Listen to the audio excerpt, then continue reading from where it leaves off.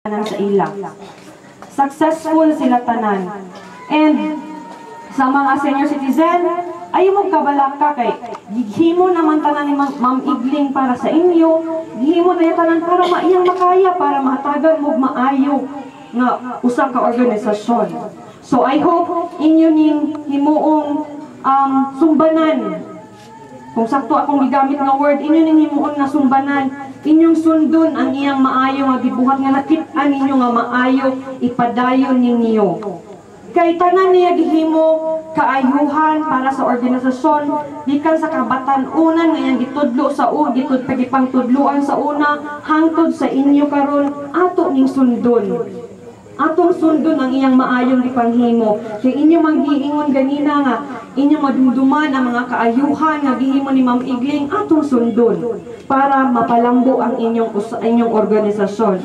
So Ma'am Igling, I know nga malipayo nakakaron, amo kang iampo gyud gihapon, kauban ka sa among pag-ampo, and enjoy your new journey sa imong bag-o nga kinabuhi karon. Maayong gabi.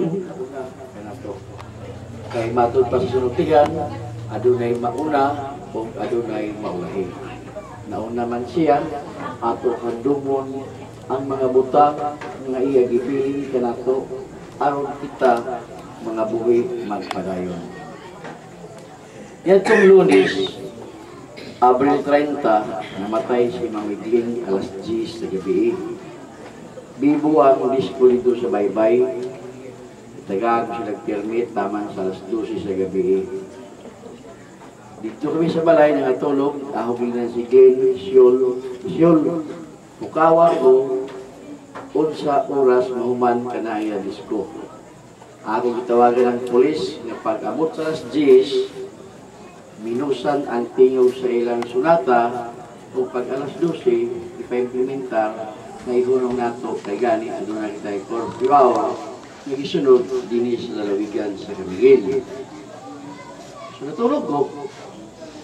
Tulog siguro bas. Man sa walang hanggan. Diba? Sa akong pagkatulog, nagdagbo ko nga ako, ako bingon ko, wali pa niya ako sa Domingo, kita buhi, adunay espiritu.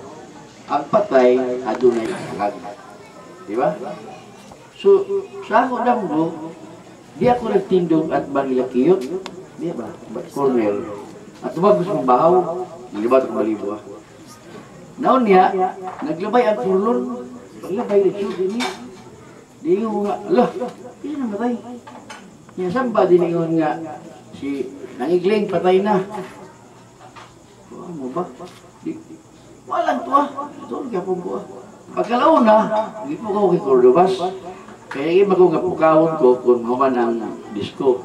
Alam na din ang human, yung ipukaw. Nakamata ko. Sunyutan ako, Syul. Patay na si Ma'am Igling. Cordobas. Agbulalan. Kaya maldito ba? Iyari ito, maldito sa ito. Maldito siya. Siya nga mo teacher in charge. Hantod nga nahimo siya senior citizen. Sa pag-ingon ako kang iba, nga itiguma ang inyong tiguma ang kapunungan sa senior citizen, dili lamang siya naghatag o kayuhan sa lungsod sa Ginsiliban.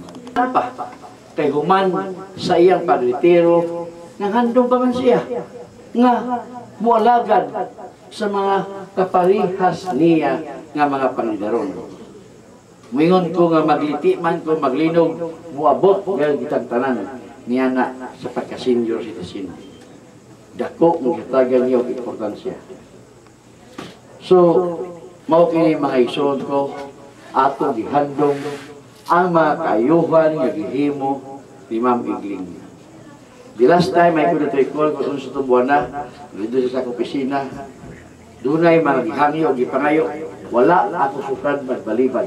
Kung dili nimo makita na magbalibad ang munisipyo, bisan sa iyang kagamay, nasayod ka mo nga ang OSCA, Office of the Senior Citizens Affairs, ang chairman diana, siguro sa Gimando, sa Balaod, dako nga sweldo.